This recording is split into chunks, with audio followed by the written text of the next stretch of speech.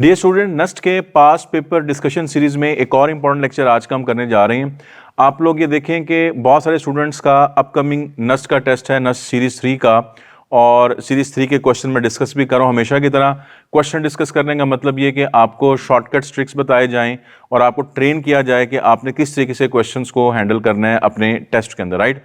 So these are very important series जो इस वक्त आप देख रहे हैं, और मैं स्ट्रांगली एडवाइस करता हूं कि आपने इन सारे क्वेश्चंस को, इस पूरी सीरीज को, जितने लेक्चर्स आ रहे हैं इनको जरूर देखें आप, और इससे आप बेनिफिट लें।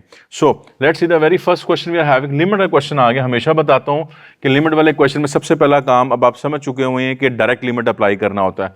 डायरेक्ट लिमिट अप्लाई करेंगे, एक्स को यहाँ 0 पुट करेंगे तो साइन 0 0 होता है, और यहाँ 0 पुट करेंगे tan 0 भी 0, तो 0/0 फॉर्म बन गई। ठीक है जी।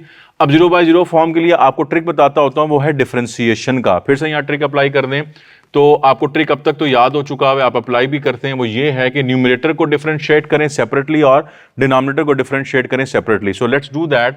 हम इसमें क्या करेंगे, आप जानते हैं इसमें कि साइन एक्स का डेरिवेटिव क्या होता है स्टूडेंट्स, कॉस एक्स, और टेंजेंट एक्स का डेरिवेटिव आप जानते हैं that is secant square x, right. अब आपने क्या करना है, फिर से इस पर लिमिट अप्लाई करें। लिमिट अप्लाई करेंगे तो कॉस 0 क्या होगा, एक्चुअली 1, और सीकेंट 0 क्या होता है यहाँ 1, 1 का स्क्वायर भी 1 होगा, तो अल्टीमेटली आपका आंसर जो है फाइनली वो क्या बनेगा, 1 बनेगा। ऑप्शंस पे आए तो डेल्टा इसका आंसर बनेगा। तो डेरिवेटिव का जो शॉर्टकट ट्रिक आपको बताता हूं वही आप अप्लाई करेंगे, क्योंकि यहाँ फॉर्म क्या बनी है, 0/0 फॉर्म बनी है। इसके लिए आप इस ट्रिक को अप्लाई कर सकते हैं। नेक्स्ट क्वेश्चन पर आ जाते हैं। A union B is not equal to A intersection B। हाँ जी। अब ये क्वेश्चन जो है ये प्रॉपर्टी बेस्ड क्वेश्चन है। इसमें आपका बेसिक कॉन्सेप्ट और नॉलेज चेक होगा। बता क्वेश्चन में आपको ये रहा है कि दो सेट्स हैं, उनका यूनियन और उनका इंटरसेक्शन इक्वल नहीं है, तो इसमें से कौन सी ऐसी सिचुएशन है जो आपके लिए ट्रू बनती है। एक बात मैं आपको पहले बता दूं, एक प्रॉपर्टी बता दूं कि याद रखें, अगर आप ये समझना चाहते हैं कि दो सेट्स A और B हैं और उनका यूनियन और इंटरसेक्शन अगर इक्वल हो तो ये कब होता है, अगर आप इस बात को समझ लेंगे तो बाकी बातें आपको समझ आ जाएंगी। तो याद रखें, उस वक्त पॉसिबल होता है कि जब A और B सेट्स आपस में इक्वल हों। नाउ दिस इज अ की पॉइंट जिसको आप जरूर याद रख लें कि दो सेट्स अगर इक्वल हैं तो उस केस में आप समझ रहे हैं कि उनका यूनियन और इंटरसेक्शन क्या होता है, इक्वल होता है। अच्छा, इसके अलावा अब आप देखें कि जो पॉसिबिलिटीज बन रही हैं, इसके अलावा जो भी पॉसिबिलिटी बनेगी उसका मतलब ये होगा कि यूनियन दोनों सेट्स का और इंटरसेक्शन दोनों सेट्स का इक्वल नहीं होगा, क्योंकि ये इक्वल सिर्फ इस केस में है जब इक्वल सेट्स हैं। आप इस चीज को नोट कर लें कि टेस्ट में ये क्वेश्चन भी आपसे पूछा जा सकता है कि दो सेट्स हैं, उनका यूनियन और इंटरसेक्शन इक्वल है, तो कंडीशन बताएं, वो मैंने बता दी है कि जब सेट्स आपस में क्या होते हैं, इक्वल होते हैं। इसको भी नोट कर लें। वापस इधर आ जाएं। अब तो बात हो रही है जी नॉट इक्वल की। मैं एक ऑप्शन आपको करके बता देता हूं। सबसे पहले उसने कहा जी ए सबसेट हो बी का और ए और बी आपस में इक्वल सेट नहीं है, तो इस सिचुएशन में यूनियन और इंटरसेक्शन आपस में इक्वल नहीं होंगे। अगर आपको मेरी बात समझ आ गई है यहां से, इस रिजल्ट से, तो डेफिनेटली ये बात इस केस में क्या होगी, ट्रू होगी। लेकिन मैं एक दफा आपको करके दिखा देता हूं कैसे करूंगा। देखें, आप जानते हैं जब ए सबसेट होता है बी का इस केस के अंदर, तो इस केस में अगर मैं ए यूनियन बी निकालूं और ए सबसेट हो बी का, तो इसका आंसर बनता है बी।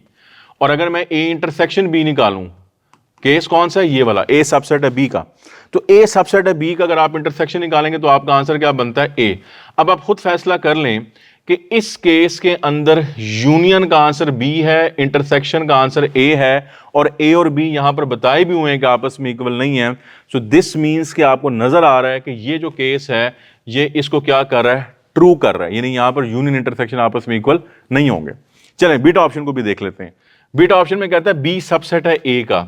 अब आप देखिए बी सबसेट है ए का, तो इस केस में अगर मैं आपसे पूछूं कि बताएं ए यूनियन बी क्या होगा, जब बी सबसेट होगा ए का तो यूनियन में सुपरसेट आंसर आएगा, मतलब आंसर आपके पास आ जाएगा ए। और अगर आप इंटरसेक्शन करते हैं और केस आपके ज़हन में है कि बी सबसेट है ए का, तो इस केस में आंसर सबसेट आता है, मतलब आंसर क्या आ जाएगा, बी। अब आप खुद फिर फैसला कर लें कि जब आप बी को ए का सबसेट कर रहे हैं तो ए यूनियन बी और बी यूनियन ए के आंसर आपस में इक्वल आ रहे, नहीं आ रहे, तो लिहाजा ये सिचुएशन भी इस केस को क्या कर रही है जी, ट्रू कर रही है। आंसर तो आपको मिल गया कि अल्फा वाला जो केस है वो उसको ट्रू कर रहा है, ये भी उसको ट्रू कर रहा है, तो अल्टीमेटली फिर चार्ली भी उसको ट्रू करेगा। कोई option delta all of this भी दी हुई है। हाँ, मैं चार्ली को भी डिस्कस कर लूं। A and B are disjoint sets. अब आपको पता है डिसजॉइंट सेट्स कौन से होते हैं, ऐसे सेट जिनमें कुछ भी कॉमन ना हो। वो डिसजॉइंट सेट्स हैं। और डिसजॉइंट सेट्स की जो कंडीशन है वो आपको पता है हम क्या कहते हैं कि ए इंटरसेक्शन बी जो है that is equal to empty set. अब इसी बात को मैंने आपको कहा कि डिसजॉइंट का मतलब है जिसमें कुछ कॉमन नहीं है, मतलब उनका इंटरसेक्शन एम्प्टी सेट होता है। याद रखें अगर आपके पास दोनों सेट डिसजॉइंट हैं, डिफरेंट हैं, तो उस केस में इनका जो यूनियन है और इनका इंटरसेक्शन जो है ये कभी भी आपस में इक्वल नहीं होंगे। अगर आप उसको वेन डायग्राम पे भी देख लेंगे तो वेन डायग्राम में आपको समझ आ जाएगी कि ये ए सेट है, ये बी सेट है। अब मैं आपसे कहता हूं कि आप इसका यूनियन फाइंड आउट कर लें, तो यूनियन क्या होगा, ए के भी सारे एलिमेंट और बी के भी सारे एलिमेंट। लेकिन इंटरसेक्शन क्या होगा, इंटरसेक्शन इसका क्या बनेगा, एम्प्टी सेट बनेगा। तो इंटरसेक्शन एम्प्टी सेट बनता है, यूनियन के अंदर ए और बी दोनों के सारे एलिमेंट आ जाएंगे, तो आपको समझ आ रही है कि आपस में इक्वल नहीं है। तो कंक्लूड कर रहा हूं सारी बात को कि यहां से इसका ऑल ऑफ दीज बनेगा। अगर सारी चीज को आप कंक्लूड करें एक लाइन के अंदर तो कंक्लूजन ये बनता है कि यूनियन और इंटरसेक्शन उस वक्त इक्वल है जब दोनों सेट्स आपस में क्या होते हैं, इक्वल। जब सेट्स आपस में इक्वल नहीं है तो जो डिफरेंट केसेस आपको यहां पर नजर आ रहे हैं इसके अंदर यूनियन और इंटरसेक्शन आपस में इक्वल नहीं होंगे। नेक्स्ट क्वेश्चन पर आते हैं जी, which of the following has e is equal to 1। यहां पर ई किसको रिप्रेजेंट कर रहा है, आपने इस चीज को समझना है कि यहां ई रिप्रेजेंट कर रहा है स्टूडेंट एसेंट्रिसिटी को, जो कॉनिक सेक्शन के अंदर आप पढ़ते हैं। अच्छा, एसेंट्रिसिटी उसने कहा जी 1 है। आपको पता है कि एसेंट्रिसिटी 1 हमेशा किसकी होती है, ये जो केस है ये हमेशा किसके लिए होता है, पैराबोला के लिए होता है। ठीक है, अब बताइए जब एसेंट्रिसिटी 0 हो तो सर्कल, एसेंट्रिसिटी लेस देन 1 हो तो एलिप्स, एसेंट्रिसिटी ग्रेटर देन 1 हो तो हाइपरबोला। अब एसेंट्रिसिटी 1 गिवन है क्वेश्चन में, आपको पता है ये पैराबोला के लिए है, तो आपने इनमें से आइडेंटिफाई करना है। असल क्वेश्चन ये कि आइडेंटिफाई करने में से पैराबोला कौन सा है। मैं आपको हमेशा समझाता हूं कि पैराबोला में आइडेंटिफिकेशन ये होती है कि उसमें स्क्वायर किसी एक वेरिएबल पर होता है। अगर x के ऊपर स्क्वायर है तो y पर नहीं होगा, y पे स्क्वायर है तो x पे नहीं होगा, दोनों पे स्क्वायर नहीं होता। ठीक है जी। अब आप अल्फा ऑप्शन देखते हैं, आप कहते हैं कि यहां पर दोनों के ऊपर स्क्वायर आ गया, so this is not going to represent a parabola, right. अच्छा, बीटा ऑप्शन में भी आप देखते हैं x पे भी स्क्वायर है, y पे भी स्क्वायर है, so this is not going to represent parabola. और चार्ली का भी प्रॉब्लम है कि दोनों पे स्क्वायर आ गया तो ये पैराबोला नहीं। हाँ, डेल्टा ऑप्शन को आप देखते हैं तो y के ऊपर स्क्वायर है, x वाली टर्म पे नहीं है, सो दिस इज पैराबोला। या x पे स्क्वायर हो y पे ना हो वो भी पैराबोला होता है, यानी किसी एक वेरिएबल पर स्क्वायर होगा दूसरे पे नहीं होगा, इसकी आइडेंटिफिकेशन है। तो हम ढूंढ पैराबोला रहे थे, और क्यों पैराबोला ढूंढ रहे थे, क्योंकि हमें उसने कहा हुआ था कि एसेंट्रिसिटी असल में क्या है, 1 की इक्वल है, तो डेल्टा इसका आंसर बनेगा। नेक्स्ट क्वेश्चन पर आते हैं, समेशन आपने जो है ना इसके ऊपर करना है स्टूडेंट्स। अब आप देखेंगे यहां पर सबसे पहले हमेशा आपको समझाता हूं कि समेशन का क्या मतलब होता है। ये सिंबल जो आप देख रहे हैं सम करना। अच्छा, समेशन आपने करना कहां से, 1 से लेके a तक। इंपॉर्टेंट नोट करें कि यहां पर अब कोई वेरिएबल आपको नजर नहीं आ रहा बल्कि कांस्टेंट नजर आ रहा है। तो याद रखें समेशन का क्या रूल होता है। समेशन का रूल ये होता है कि कांस्टेंट को आप हमेशा समेशन से पहले ले जाएंगे कि 1 से लेकर तो a अपर लिमिट है कांस्टेंट, यहां पर सिर्फ क्या रह जाएगा स्टूडेंट्स, 1। अच्छा, ये इसकी फॉर्म बन गई, इज इक्वल टू 250। और आपने वैल्यू किसकी फाइंड आउट करनी है, आपने वैल्यू बेसिकली ए की फाइंड आउट करनी है, और ये आपको नजर कहां पर आ रहा है, इस जगह पे नजर आ रहा है, ये जो इसकी अपर लिमिट है वो आपको देख। अगला पॉइंट यहां से जो आपने नोट करना है, प्रॉपर्टी की फॉर्म में बता देता हूं। याद रखें अगर आपके पास समेशन 1 है और आप इसे कहते हैं कि K1 से लेकर लेट सपोज n तक है, ये मैं आपको एक स्टैंडर्ड केस बता रहा हूं, तो याद रखें इसका आंसर जो होता है that is always equals to n। इस चीज को याद रखें। अच्छा, ये किसके लिए बता रहा हूं आपको मैं, ये तब बता रहा हूं जब समेशन किसके ऊपर अप्लाई हो रहा है, 1 के ऊपर अप्लाई हो रहा है। ठीक है जी। और जो यहां पर अपर लिमिट आएगी, जैसे मैंने यहां n लिखा था, तो वही आपका क्या बन जाएगा, इसका आंसर बन जाएगा। ये समेशन की प्रॉपर्टी है बेसिकली, राइट, क्योंकि ये 1 के ऊपर समेशन अप्लाई हो रहा है। तो कैसे अप्लाई हो रहा है, 1 + 1 + 1 प्लस अप टू सोन कहां तक, n तक। तो 1 को जब आप 1 + 1 + 1 अप टू n तक करेंगे तो n टाइम्स 1 बन जाएगा। तो n टाइम्स 1 का मतलब क्या होता है, बेसिकली n ही होता है, जो मैं बता रहा हूं।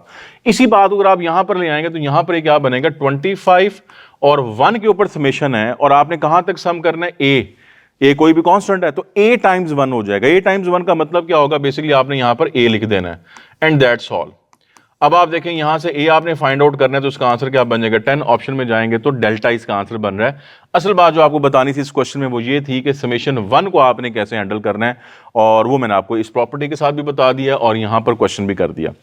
नेक्स्ट क्वेश्चन पर आए, this is period of y is equal to sin 3x। मैं हमेशा आपको बताता हूं कि ट्रिग्नोमेट्रिक फंक्शन का पीरियड अगर आ जाए तो ये मस्ट क्वेश्चन है, टेस्ट में इसने आना ही आना होता है, किसी ना किसी टेस्ट में, नस्ट में जरूर आएगा, बाकी यूनिवर्सिटीज में भी आएगा। इसका ट्रिक भी आपको हमेशा समझाता हूं, फिर रिपीट कर रहा हूं यहां पर इसका ट्रिक।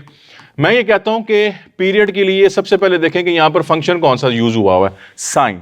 साइन का नॉर्मल पीरियड आपको याद है, सबको याद है, साइन का नॉर्मल पीरियड लिखें वो क्या होता है 2 पाई। उसके बाद आपने क्या करना है, इधर देखें एक्स के साथ, अगर एक्स के साथ कोई नंबर मल्टीप्लाई हो रहा है, जैसे कि यहां पर क्या मल्टीप्लाई हुआ 3, तो नॉर्मल पीरियड को उसके ऊपर क्या कर दें, डिवाइड कर दें।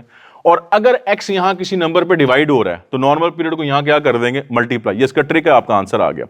तो 2 पाई बाई 3 इसका आंसर है। और हमेशा की तरह जो ट्रिक्स मैं बता रहा होता हूं, मैं साथ कह रहा होता हूं कि आपने इसको अप्लाई करना है, और ये वो चीजें हैं जो क्वेश्चंस को with in few second solve कर रही होती हैं। और आपको पता है ये चीजें मुसलसल मैं बता रहा हूं आपको अपनी इस पूरी पास्ट पेपर डिस्कशन सीरीज के अंदर, और ये सब चीज़ें आपके काम आ रही हैं। किप्स के प्लेटफॉर्म से आपको बताई जाती हैं, किप्स कैंडिडेट्स के स्पेशलिस्ट आपको बताते हैं, किप्स वर्चुअल पे जाएं, किप्स प्रिपरेशन में जाएं, दोनों जगह पे जो स्पेशलिस्ट हैं वो आपको सब चीज़ें बता रहे होते हैं। नेक्स्ट क्वेश्चन आप देखेंगे, point where the function this one, quadratic function आपको दिया हुआ है, is neither increasing nor decreasing. अच्छा, ये कौन सा पॉइंट है जिसपे जो फंक्शन है वो इंक्रीज भी नहीं हो रहा, डिक्रीज भी नहीं हो रहा। अच्छा, मैं ग्राफ से आपको दिखाता हूं कि इस फंक्शन को अगर आप सपोज करें रफली हम इस शेप में बना लेते हैं ग्राफिकली, अब आपको यहां कौन सा पॉइंट नजर आ रहा है जिसपे फंक्शन इंक्रीज भी नहीं हो रहा, डिक्रीज भी नहीं हो रहा। तो देखें यहां पर जो टर्निंग पॉइंट होता है बेसिकली वो ये पॉइंट है। इस पॉइंट के ऊपर अगर आप देखेंगे तो फंक्शन ना इंक्रीज हो रहा है और ना डिक्रीज हो रहा है। कैसे? इस पॉइंट से पीछे अगर आप देखेंगे तो फंक्शन क्या हो रहा है, डिक्रीज हो रहा है, और इस पॉइंट के बाद फंक्शन क्या हो गया, इंक्रीज हो रहा है, और इस पॉइंट के ऊपर फंक्शन एक मोमेंट के लिए अपने आप को कांस्टेंट करता है। जब कांस्टेंट करता है तो फिर ना वहां इंक्रीज है ना वहां डिक्रीज है, वहां कोई चेंज नहीं आ रही है। अब आपको समझ आती है कि आप इस पॉइंट को पढ़कर आए हुए हैं, इसको स्टेशनरी पॉइंट या क्रिटिकल पॉइंट आपने पढ़ा हुआ है, और इस पॉइंट पे एक मूवमेंट के ऊपर फंक्शन में चेंज आना बंद हो जाती है, इंक्रीजिंग डिक्रीजिंग खत्म हो जाता है, जिसको आप स्टेशनरी पॉइंट कहते हैं। और ये मिलता कैसे आपको, क्योंकि मैं आपसे कह रहा हूं कि इस पॉइंट के ऊपर फंक्शन में चेंज खत्म हो गया। तो चेंज खत्म होने का मतलब क्या हुआ स्टूडेंट्स, के फिर इसमें जो डेरिवेटिव है, रेट ऑफ चेंज है, वो क्या हो जाएगा, जीरो। अब आपको मेरी बात समझ आ गई कि ये पॉइंट निकालने के लिए असल में आपने डेरिवेटिव को जीरो के इक्वल कर रहे हैं, दैट्स ऑल। ठीक है जी, तो बाकी तो बात आ रही थी, कॉन्सेप्ट की बात थी। अब आप इसका डेरिवेटिव लेंगे तो बनेगा 2x और उसके बाद +2 इज इक्वल टू 0। यहां से आप x की वैल्यू फाइंड आउट करेंगे तो -1, और ये आपने जो क्वेश्चन पढ़ा, इस क्वेश्चन में आपने पॉइंट फाइंड आउट करना है, तो यहां से सिर्फ x की वैल्यू आई। अच्छा, पॉइंट क्या होता है? पॉइंट होता है जिसमें x की वैल्यू भी होती है और y की वैल्यू भी होती है। तो x तो निकल आया, एब्सिसा तो निकल आया। ऑप्शंस को देखें और उसके बाद अब आपने y निकालना, तो y के लिए आप क्या करेंगे, x की इस वैल्यू को पुट कर देंगे इस गिवन फंक्शन में, y की वैल्यू आ जाएगी। कर लेते हैं, यहां पर y is equal to x को -1 पुट करें तो स्क्वायर +1, x को -1 पुट करेंगे तो बनेगा -2 और उसके बाद +7 students. So what is this, this is equal to 7 + 1 8 -2 6। अब आपका पॉइंट पूरा हो गया। पॉइंट आपके पास क्या बन गया, x की वैल्यू जो है वो -1 है और y की वैल्यू जो है वो 6 है। ऑप्शन के ऊपर आप जाते हैं तो -1 और 6 चार्ली इसका आंसर बनेगा, यानी ये वो पॉइंट है जहां पर फंक्शन ना इंक्रीज कर रहा है ना डिक्रीज कर रहा है। नेक्स्ट क्वेश्चन पर आते हैं जी। नेक्स्ट क्वेश्चन में आपके पास कॉम्प्लेक्स नंबर है, आपने अंडरस्टैंड करना है कि Z1 जो है यहां पर 1 और 1 जो लिखा हुआ है ये बेसिकली है 1 + आयोटा, यानी इसका रियल पार्ट, इसका imaginary part. Z2 complex number आपको दिया हुआ है, दैट इज एक्चुअली आप इसकी फॉर्म बनाएंगे तो बनेगा 1 + 0 आयोटा, जो 1 ही एक्चुअली होता है, रियल नंबर है। आपने क्या फाइंड आउट करना है, Z1 डॉट Z2 और उसके Z2 के ऊपर एक इनवर्स है। इनवर्स का असल में मतलब यह है कि अगर आप इसको यूं लिख लें कि Z1 डिवाइडेड बाय Z2, क्योंकि डिवीजन में आ जाएगा, Z2 को ऊपर लेके जाएंगे, पावर -1 है, तो आपको समझ में आ रही है कि आपने इसकी डिवीजन बेसिकली करनी है। अब डिवीजन का मतलब यह हुआ कि बात हमारी खत्म हो गई है। सिंपली मैं आपको यह बता रहा हूं कि आपने इसको इस पे डिवाइड करना है, और जिस पे डिवाइड करना है बेसिकली वो क्या है, 1 है। तो आप जानते हैं कॉम्प्लेक्स नंबर को 1 के ऊपर डिवाइड करें या 1 + 0 आइटो पे डिवाइड करें, उस पर कोई फर्क नहीं पड़ेगा। तो अल्टीमेटली जो आपका आंसर है वो यही आ जाएगा, 1 और 1। ऑप्शंस में जाएंगे तो डेल्टा इसका आंसर है। यानी बात ये समझ आ रही है कि 1 + आयोटा को 1 + 0 आयोटा पे डिवाइड करना है, जिसका मतलब ये है कि 1 + आयोटा को 1 पे डिवाइड करना है, जिसका मतलब 1 + आयोटा। और चूंकि ऑर्डर्ड पेयर फॉर्म दी तो ऑर्डर्ड पेयर फॉर्म इसकी क्या बनेगी, 1 और 1। अब मैंने कर दिया, लेकिन आपको इस तरह नहीं करना, आपको सिर्फ समझना है बात को कि आप कॉम्प्लेक्स नंबर को सिंपली डिवाइड कर रहे हैं 1 के ऊपर या 1 + 0 आयोटा के ऊपर।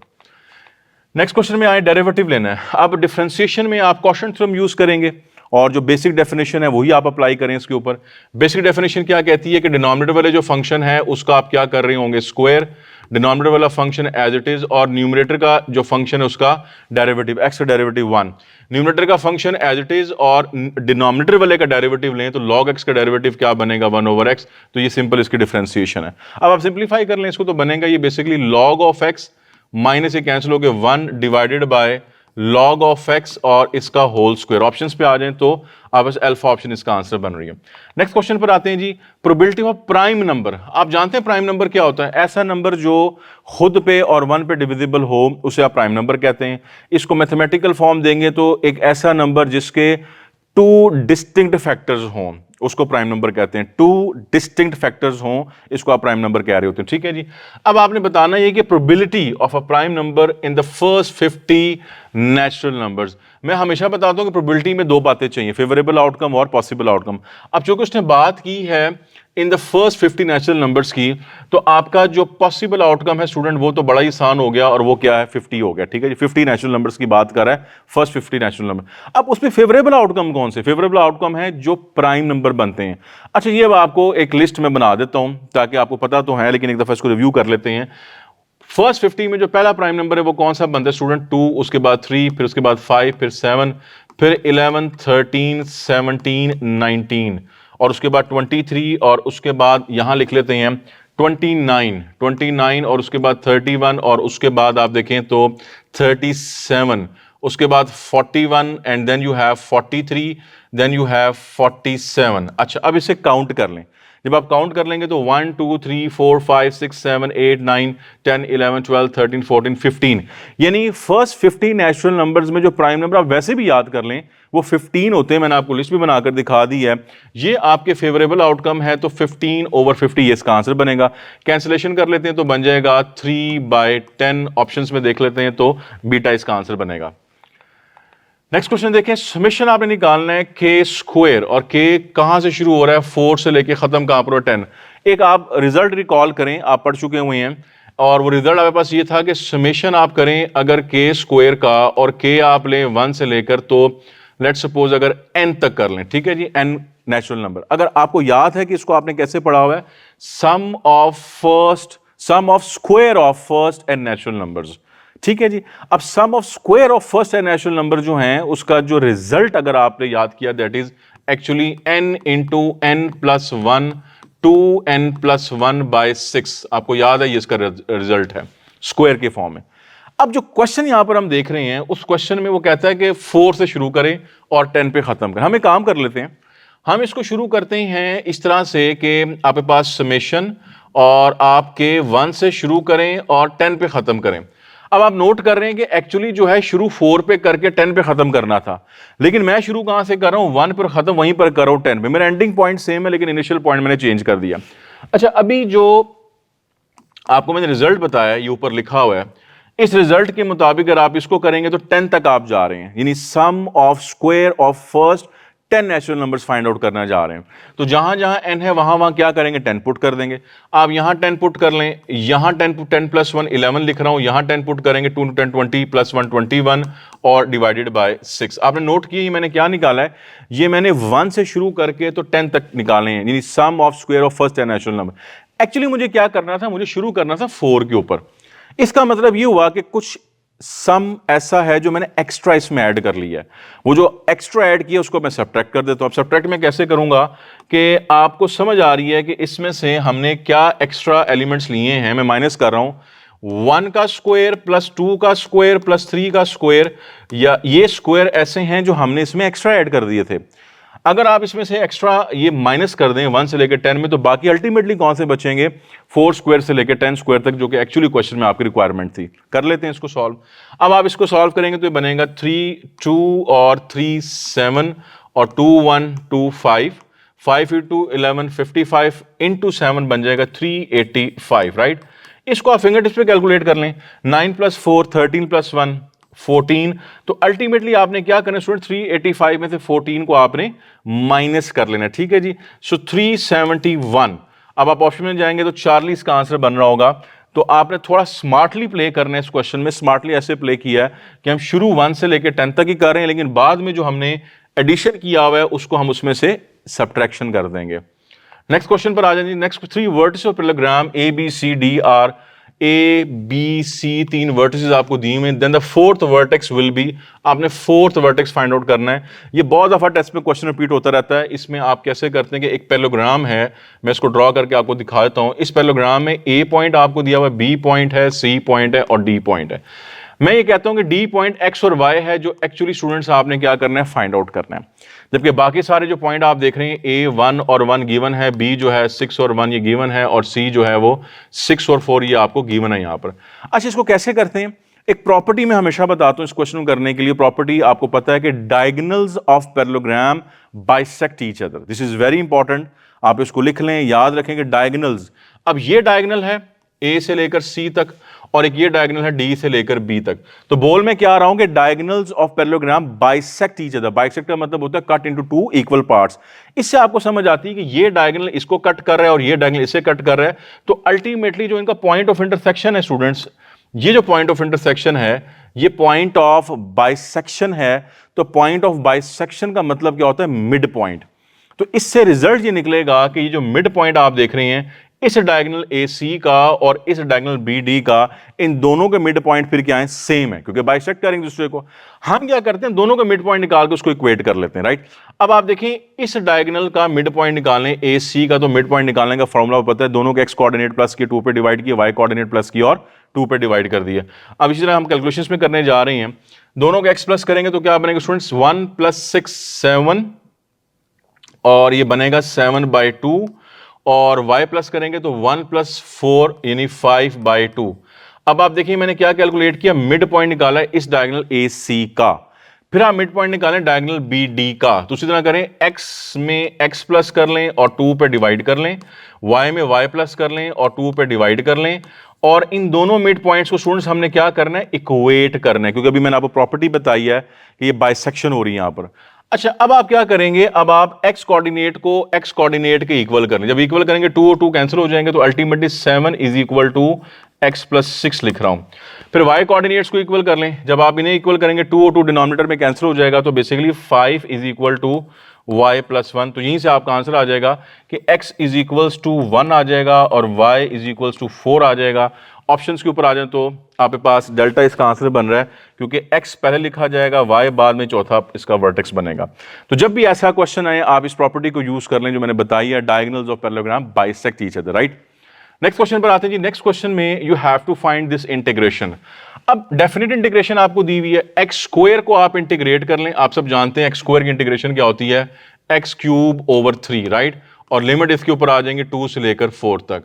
फिर 1 के ऊपर आप इंटीग्रेशन अप्लाई करेंगे, तो 1 की इंटीग्रेशन क्या होती है? x, और लिमिट आ जाएंगे 2 से लेकर तो 4 तक। अब आप इसमें लिमिट अप्लाई कर दें, कैलकुलेशन कर लें। सो what is this? This is 1/3, और जब आप 4 पुट करेंगे इसका क्यूब 64, 2 पुट करेंगे इसका क्यूब क्या बनेगा? 8, और यहां बनेगा 4 - 2। ये लिमिट्स अप्लाई कर दी। अब 64 में से आप 8 को माइनस करेंगे तो बनेगा 56/3, -4 - 2 करेंगे तो क्या बनेगा? 2।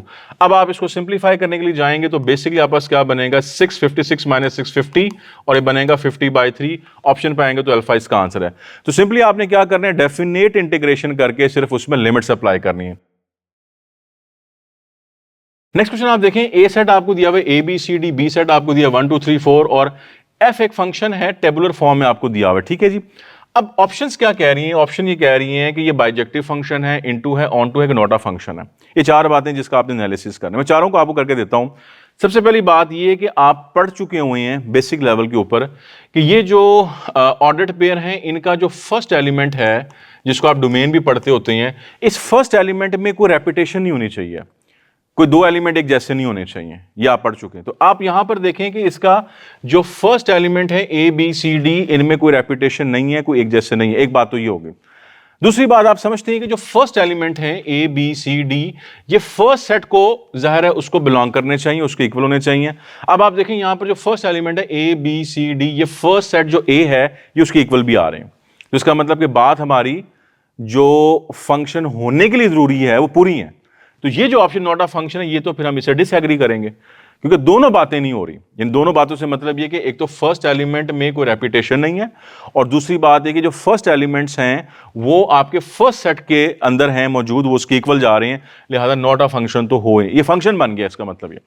अब हमने देखने के फंक्शन कौन सा बन गया, बाइजेक्टिव है, इनटू है या ऑनटू। मैं आपको रिकॉल करवाऊं, ये इनटू फंक्शन क्या होता है। अब इनटू या ऑनटू का डिसीजन होता है रेंज के साथ। आप जानते हैं कि रेंज जो है वो सेकंड एलिमेंट्स के साथ जब आप देखते हैं तो ये बेसिकली रेंज बन रही होती है। अब इनटू फंक्शन वो होता है जिसमें रेंज जो है, रेंज एफ की जो है स्टूडेंट्स, वो सबसेट हो, प्रॉपर सबसेट हो किसका, को डोमेन का, यानी बी का, जो सेकंड सेट जिसको आसान लफ्जों में आप कह सकते हैं। इस वक्त सेकंड सेट कौन सा बना हुआ है, बी बना हुआ है। तो रेंज का जो सेट है वो अगर सेकंड सेट का प्रॉपर सबसेट है, यानी उसके इक्वल नहीं है, प्रॉपर सबसेट है, तो फिर वो इनटू फंक्शन बनेगा। अच्छा, ऑन टू फंक्शन क्या होता है?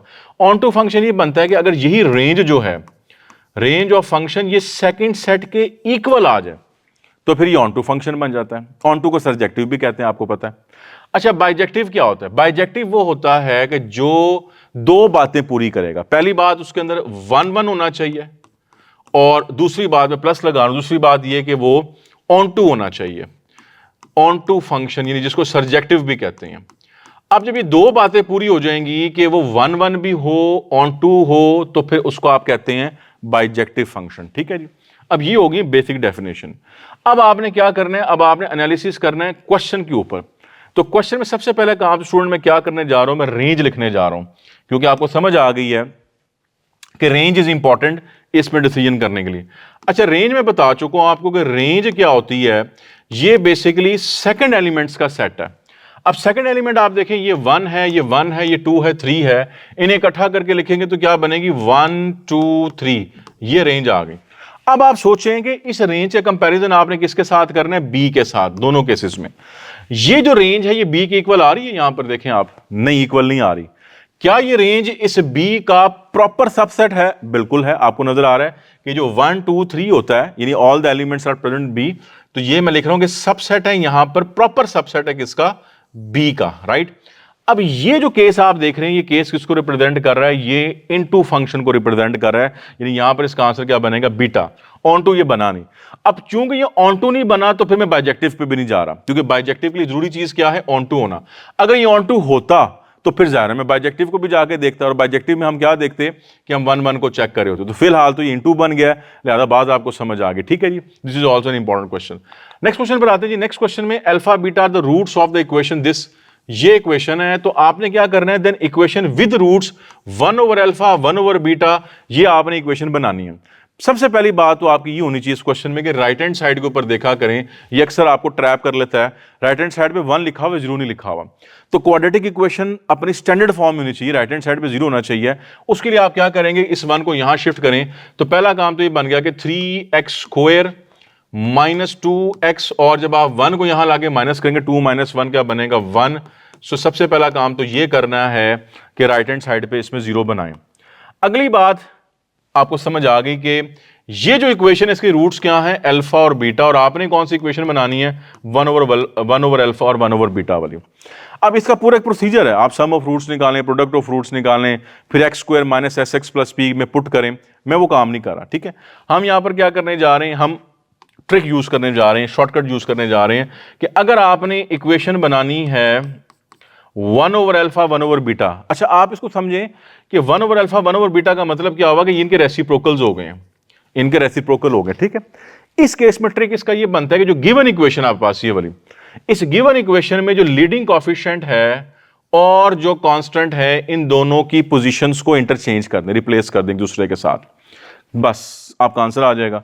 और आप क्या करेंगे, अब ये कांस्टेंट को इधर 1 की जगह पे लेके जाएंगे तो क्या बनेगा, 1x², जिसको मैं x² लिख रहा हूं। मिडिल टर्म आपकी -2x आ जाएगी, और इस कांस्टेंट की जगह पर आपने किसको लेके आना है, लीडिंग कोएफिशिएंट 3 को। तो स्टूडेंट ये स्ट्रेट अवे आपका आंसर है। ऑप्शंस पे आप देखेंगे तो बीटा इसका आंसर बनेगा। बात आपको समझ आ गई है कि ट्रिक मैंने बता दिया 1 ओवर अल्फा 1 ओवर बीटा के लिए, you just have to change the coefficients, right. और भी ट्रिक्स हैं, जब क्वेश्चन आएंगे तो उसमें बताता जाऊंगा कि यहां पर 1 ओवर अल्फा 1 ओवर बीटा था, अगर ये अल्फा स्क्वायर बीटा स्क्वायर हो तो क्या करेंगे, और बाकी सब चीजों को भी हम देखेंगे लेटर ऑन, ठीक है। नेक्स्ट क्वेश्चन पर आते हैं जी। नेक्स्ट क्वेश्चन में if tan a is equal to cot b, और आपने ये बताना है कि a प्लस बी क्या है। सबसे इंपॉर्टेंट चीज ये है कि यहां पर टेंजेंट और कोटेंजेंट आपस में क्या दिए हुए हैं, इक्वल दिए हुए हैं। अच्छा, आप पता है टैन और कॉट असल में होते क्या है, को रेशोज।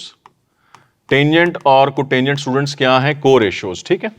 अब को रेशोज इक्वल हैं। यहां पर एक पॉइंट मैं हमेशा आपको बताता हूं और बड़ा इंपॉर्टेंट ट्रिक है, बड़ी इंपॉर्टेंट प्रॉपर्टी है, मैं रिपीट कर देता हूं आपके लिए, और वो क्या है कि co ratios are equal, co ratios are equal for complementary angles. Complementary angles के ऊपर स्टूडेंट्स को रेशोज इक्वल होती है। आपको पता है ना कि टेंजेंट और कोटेंजेंट को रेशोज हैं, साइन और कॉस भी को रेशो हैं, और सीकेंड को सीकेंड भी को रेशोज हैं, सब इक्वल होते हैं। कब? जब एंगल क्या होते हैं, कॉम्प्लीमेंट्री। अब आप में से कई लोग फिर ये सोच रहे हैं कि ये कॉम्प्लीमेंट्री एंगल जो लिखा है ये क्या होता है, व्हाट आर कॉम्प्लीमेंट्री एंगल? यार, जिनका सम 90 डिग्री होता है। अगर अल्फा और बीटा कॉम्प्लीमेंट्री एंगल है तो इसका सम फिर क्या होगा, 90 डिग्री होगा। ये कॉम्प्लीमेंट्री एंगल होते हैं। अब सारी बात कंप्लीट हो गई है कि अगर सम 90 है कॉम्प्लीमेंट्री एंगल तो को रेशोज आपस में इक्वल हैं। अब क्वेश्चन उसने क्या पूछा आपसे कि tan a cot b आपस में इक्वल है, तो बताएं ये जो a प्लस बी है ये क्या होगा। तो जवाब आपके पास आ गया कि असल में a और b यहां पर क्या है, कॉम्प्लीमेंट्री एंगल है। तो अगर a और b कॉम्प्लीमेंट्री एंगल है तो उनका सम फिर क्या होगा, 90 डिग्री होगा। तो आप ऑप्शंस में जाएंगे तो चार्ली इसका आंसर बनेगा। बड़ी यूजफुल प्रॉपर्टी है, इसके ऊपर डिफरेंट क्वेश्चन भी बनते हैं। अब ये तो बेसिक डेफिनेशन क्वेश्चन करवा दिया आपको, लेकिन अगले डिस्कशन में इसके न्यूमेरिकल क्वेश्चन भी आएंगे, तो ये प्रॉपर्टी आपने जरूर याद रखनी है। नेक्स्ट आप आ जाते हैं इसके अंदर के NC15। ये जो ब्रैकेट आप देख रहे हैं बेसिकली ये ब्रैकेट रिप्रेजेंट कर रहा होता है कॉम्बिनेशन को। तो ये बेसिकली NC15 है, इज इक्वल टू यहां पर है NC10। अच्छा, आपने n की वैल्यू बतानी है। मैं अक्सर आपको कहता हूं कि n की वैल्यू के लिए आप बैक सॉल्व कर लिया करें, लेकिन यहां पर मैं आपको ट्रिक बताने लगा हूं कॉम्बिनेशंस के अंदर। उस ट्रिक को आप याद रख लें, और बड़ा यूजफुल और हैंडी ट्रिक है। वो मैं ये बताता हूं कि अगर NCX इक्वल हो NCY के, that implies x plus y is equal to n। तो स्टूडेंट आपको समझ आ गई कि अगर दो कॉम्बिनेशन इक्वल हैं तो उस केस में जो उनकी सिलेक्शन है, उनकी सिलेक्शन का जो सम है, x और y यहां पर क्या है, सिलेक्शन। सिलेक्शन का सम किसके बराबर होता है, टोटलिटी के बराबर, n के बराबर, n टोटल है उसके अंदर। अगर ये बात समझ आ गई तो यहां पर आ जाए, 2 सेकंड में आपका आंसर आ गया। अब आंसर वापस कैसे आ गए, इसकी सिलेक्शन कितनी है 15, और यहां पर सिलेक्शन क्या है 10, और एक इसकी इक्वल टोटलिटी के, तो n की वैल्यू यहां पर क्या आ जाएगी 25 आ जाएगी। ऑप्शन में देखेंगे तो बीटा इसका आंसर है। ये भी रिपीटेडली आया हुआ टेस्ट में क्वेश्चन है। नेक्स्ट क्वेश्चन आप देखें, आपके पास 2 वेक्टर्स हैं, a वेक्टर दिया हुआ है आपको और b वेक्टर दिया हुआ है। a डॉट b 6 है, आपने अल्फा की वैल्यू निकालनी है, अल्फा यहां पर पड़ा हुआ है। दोनों वेक्टर्स की डॉट प्रोडक्ट करके 6 के इक्वल। डॉट कैसे करते हैं, i की डॉट i के साथ करेंगे तो क्या बनेगा 3, j की डॉट j के साथ करेंगे माइनस माइनस प्लस, अल्फा आ जाएगा, और k की डॉट k के साथ करेंगे तो बेसिकली 3। और गिवन ये है कि आपने इसको इक्वल किसके करना है, 6 के। ये क्वेश्चन में गिवन है आपको डॉट, ठीक है जी। तो बस यहां से आपके पास अल्फा जो है इसकी वैल्यू आ जाएगी 0। ऑप्शन देखें चार्ली इसका आंसर बनेगा। नेक्स्ट क्वेश्चन आप देखें, टेंजेंट इनवर्स आपको दिया 3/4 और आपने बताने इसमें से किसकी इक्वल है। अब इसका ट्रिक आपको बताता हूं हमेशा, फिर देख लें। इसमें ट्रिक ये है कि tan इनवर्स आपको दिया हुआ, एक राइट एंगल ट्राइंगल बनाएंगे। अब उस राइट एंगल ट्राइंगल के अंदर आपने क्या करना है, आपने टेंजेंट की रेशियो यूज करनी है जो कि बराबर किसकी होती है, परपेंडिकुलर ओवर बेस के। तो परपेंडिकुलर 3 ले लें और बेस यहां 4 है, हाइपोटेन्यूज निकालें फिथागोरस थ्योरम से जो कि इक्वल हो जाएगा 5 के, और ये राइट एंगल ट्राइंगल है। अब ट्राइंगल कंप्लीट हो गया पास, ठीक है। अब आपने देखना है कि अगर अल्फा ऑप्शन इसका आंसर है तो अल्फा को अप्लाई करें इस ट्राइंगल के ऊपर। क्या ये अप्लाई होती है, कैसे अप्लाई करेंगे, साइन की रेशियो क्या होती है, परपेंडिकुलर ओवर हाइपोटेन्यूज। देखिए परपेंडिकुलर क्या है 3, हाइपोटेन्यूज क्या है 5, तो इसका मतलब कि ये जो साइन है उसकी रेशियो इस ट्राइंगल के ऊपर अप्लाई हो रही है। अच्छा, आपने ये देखना है कि ये तो बिल्कुल ठीक हो गया, लेकिन मैं आपको हमेशा समझाता हूं कि चारों ऑप्शंस को पढ़ना जरूरी होता है और अक्सर मिस्टेक होती है। आप देखिए यहां पर डेल्टा ऑप्शन दी हुई बोथ ए एंड सी, तो मुझे क्या करना है, मुझे सी को भी चेक करना है। अब सी में दिया कॉस, कॉस की रेशियो क्या होती है, बेस ओवर हाइपोटेन्यूज। देखें ये बेस है, ये हाइपोटेन्यूज है, तो ये बात भी ठीक हो रही है। तो फिर फाइनली आपका आंसर क्या बनेगा, डेल्टा। यानी इस रेशियो के लिए अल्फा और चार्ली दोनों इसमें इक्वालिटी जो है वो बिल्कुल बनती है। नेक्स्ट क्वेश्चन आप देखिए, which of the following does not hold commutative law with respect to multiplication. ठीक है जी। अब कम्यूटेटिव लॉ आप जानते हैं क्या होता है, कि आप ये कह रहे हैं कि a multiplied by b is equal to b multiplied by a, इसे कहते हैं कम्यूटेटिव लॉ, राइट।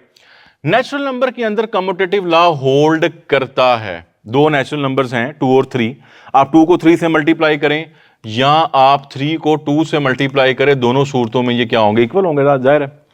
अगली ऑप्शन आप देखें रैशनल नंबर, रैशनल नंबर्स में भी commutative law of multiplication hold करती है। अच्छा, रियल नंबर में ऑब्वियसली करती है, रियल नंबर तो फील्ड है, उसमें सारी प्रॉपर्टी होल्ड कर रही है। अगर अल्फा बीटा चार्ली तीनों में कम्यूटेटिव प्रॉपर्टी होल्ड कर रही है और क्वेश्चन आपका यह था कि बताएं किस में होल्ड नहीं कर रही, तो अल्टीमेट आंसर क्या बनेगा, डेल्टा। आप सबको पता है मैट्रिसेस लिखा है, एम क्या है, मैट्रिसेस ऑफ ऑर्डर 2/2।